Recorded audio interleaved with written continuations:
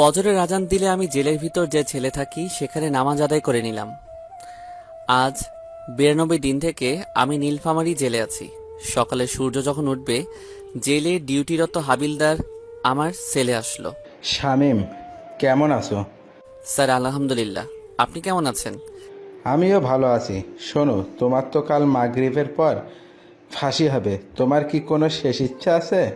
আমার কোনো ইচ্ছা নাই, তবে আমার লাশটা যেন আমার চাচা চাচির হাতে সঠিকভাবে পড়ে, আর কিছুই না।